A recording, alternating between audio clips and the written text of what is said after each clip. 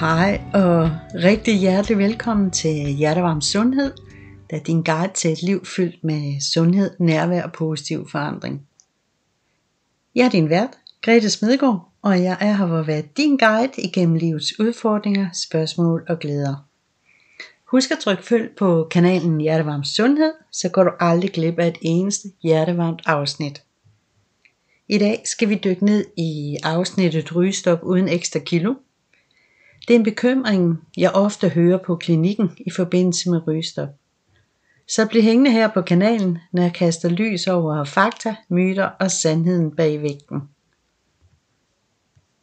At tage beslutningen om at stoppe med at ryge, det repræsenterer en enormt vigtig milepæl i retning mod en sundere livsstil.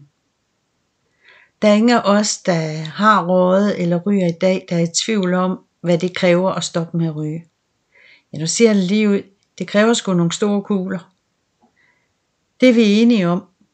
Men der er et emne, vi ikke er enige om, og det er vægtøgning, vægtstigning, eller hvad kalder man det egentlig? Altså, når du tager på i forbindelse med et rygestop. Fordi nogle rygere går rundt med en helt særlig bekymring, der holder dem tilbage fra at tage det her skridt, nemlig frygten for vægtstigning. Den frygt for at tage på i vægt, jamen det kan være en helt afgørende faktor, der faktisk forhindrer dem i at påbegynde deres rejse mod et røgfrit liv. Der er en masse myter og historier omkring det her med vægten, og for mange opleves det som en konsekvens af det her med at stoppe med at ryge. Og den frygt kan være så dominerende, at der faktisk er nogen, der vælger at fortsætte med at ryge for at undgå at tage på i vægt. En af dem, der går rundt med den bekymring her, det er Lise.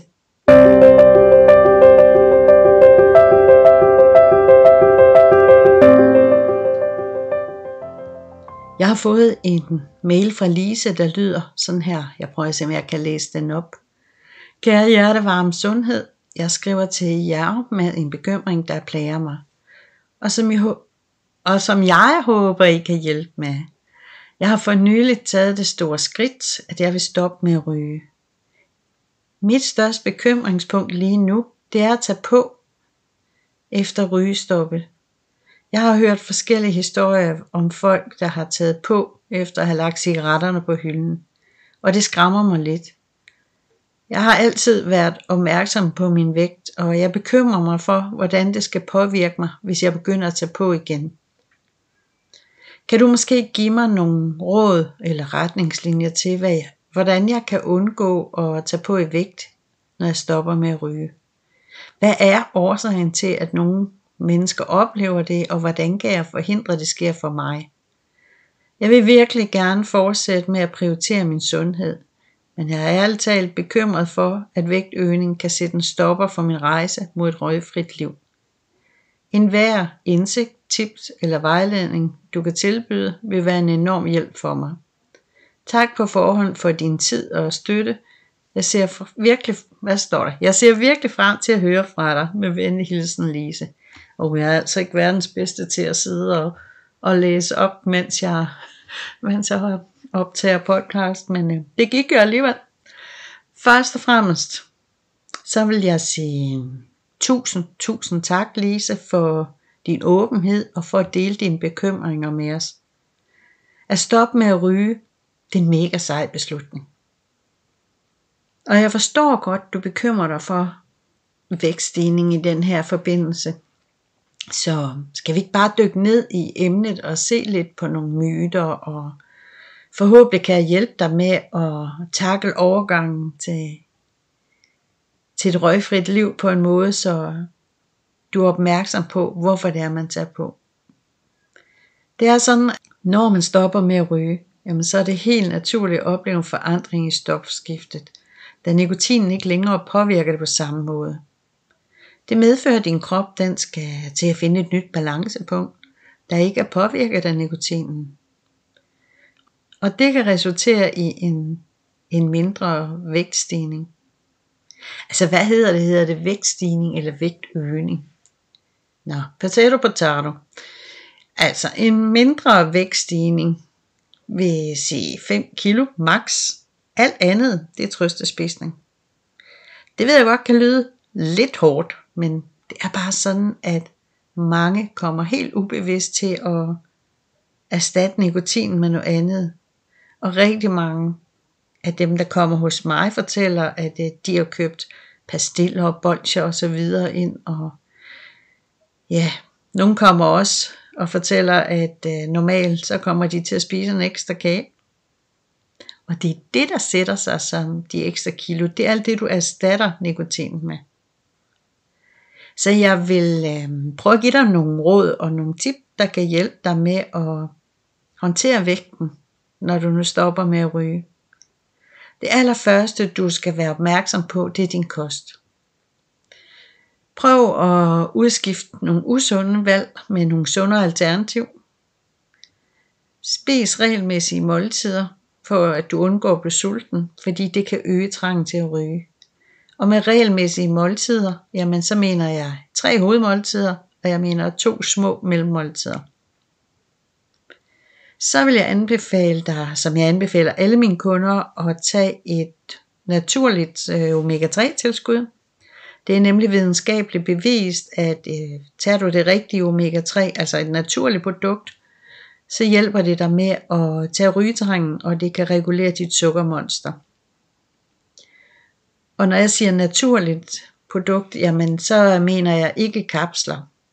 Men alt det her med omega-3, det tager vi lige på et andet tidspunkt, fordi det er også en af mine store passioner at nørde lidt i omega-3. Og jeg synes jo selv, jeg har fundet verdens bedste omega-3 fri for affaldsstoffer, og jeg skal give dig. Men er du nysgerrig på det, jamen så send mig en mail på gs@gretesmedgaard.dk, så tager vi en snak omkring omega-3, hvis ikke jeg når at lave afsnittet inden.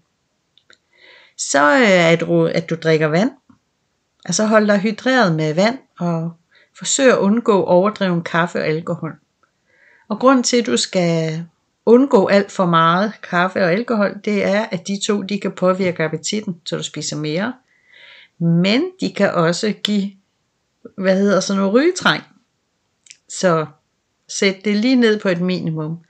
Og hvad er et minimum, tænker du sikkert, jamen maks 3 kopper kaffe.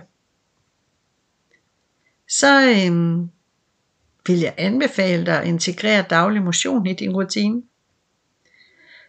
For nogen kan det virke som en stor udfordring i starten, alt efter hvor du er i dit rygestop og hvor aktiv du normalt er.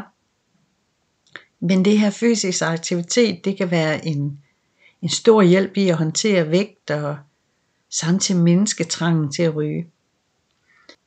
Og det sidste råd, jeg vil give med dig her på vejen, det er, tal med din familie og venner omkring dit mål med at stoppe med at ryge. Fortæl dem, hvilken støtte du har brug for at fastholde dit rygestop. Er der noget, du har brug for, at de gør? Er der noget, I ikke skal gøre sammen længere? Eller er der noget, de kan hjælpe dig med? Fordi det her med at finde en balance i den her overgangsperiode, det kan godt være udfordrende.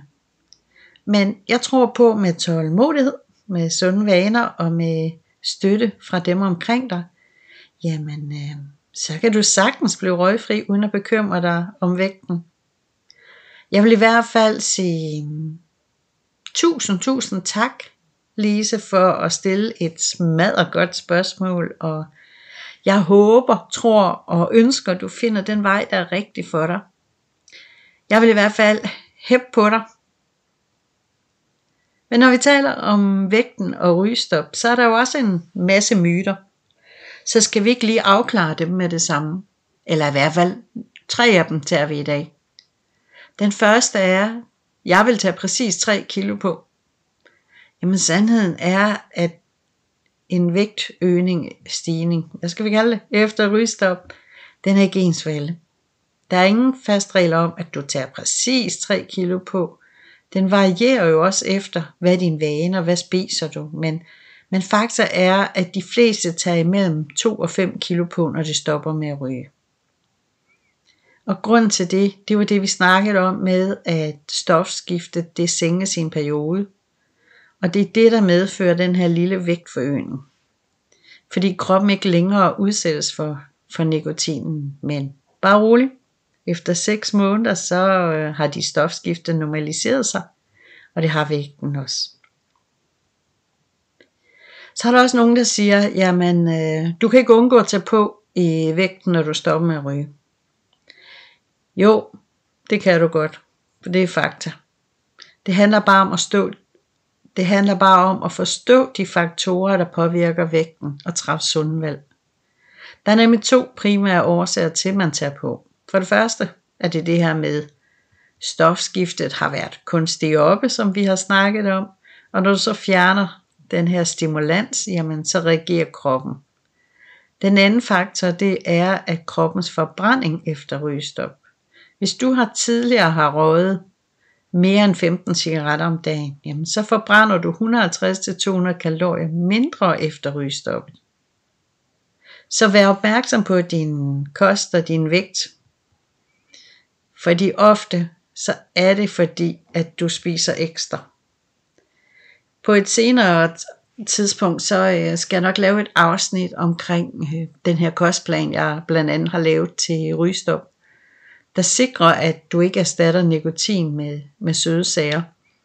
Men jeg synes, den fortjener et helt afsnit for sig selv, eller det her med kosten, fordi der er også lavet en til sukkertrang, og jeg skal nok gennemgå det for jer på et tidspunkt her.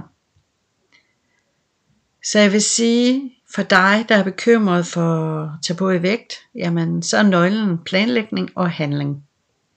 Planlæg en sund kost. Få indarbejdet noget regelmæssig motion. Og så vær opmærksom på dine vaner. Er det noget, du gør? Så kan det være en god idé at få støtte fra familie og venner. Og hvis du ikke føler, at du får den støtte, du har brug for derfra, jamen, så anbefaler jeg dig at søge professionel hjælp. Fordi et rygestop, det handler ikke kun om at slippe cigaretterne.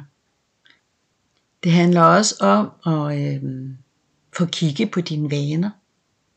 Få dem erstattet med nogle nye gode vaner. Men hvis du nu sidder, og du har taget på, jamen, så tænker jeg, at jeg vil lige på falderebet her give dig nogle hjertevarme råd. 3 styk, som jeg håber, du kan bruge til at stoppe vægten med at stige. Det første, det er at integrere regelmæssig motion. Fordi på den måde opretholder du et aktivt stofskifte, og du undgår overspisning. Så vær opmærksom på dine madvarer. Du skal ikke erstatte rygning med snacks. Spis de her 3 hovedmåltider og 2 små mellemmåltider. Og på den måde så undgå overspisning. Og så er alfa og omega bare, du deler det med dine venner og familie. Hvis du har taget på, så sig til dem: hej, jeg har brug for, at du hjælper mig med at tabe 5 kilo. De kan jo ikke gøre det for dig, men de kan hæppe på dig. De kan stille spørgsmål og sådan noget. Jeg vil sige tak, fordi du lyttede med på episoden Rygestop uden ekstra kilo i min podcast Hjertevarm Sundhed. Jeg håber, du fik et indblik i det her med vægten og rygestop. Hjertevarm Sundhed er ikke kun en podcast. Det er et rum skabt specielt til dig. En plads, hvor vi sammen kan udforske livets udfordringer med en positiv tilgang. Det er et sted, hvor vi kan balancere humor og alvor. Hvor et smil kan lette selv de tungeste byrder. Så har du noget på hjerte, et spørgsmål, emne eller kommentar, jamen så send det på gs@gretesmedegaard.dk. Husk at følge med i næste afsnit, hvor vi fortsætter med at udforske, lære og vokse sammen. Jeg er Grete Smedegaard, og det har været en fornøjelse at have dig med. På gensyn i det næste hjertevarme afsnit.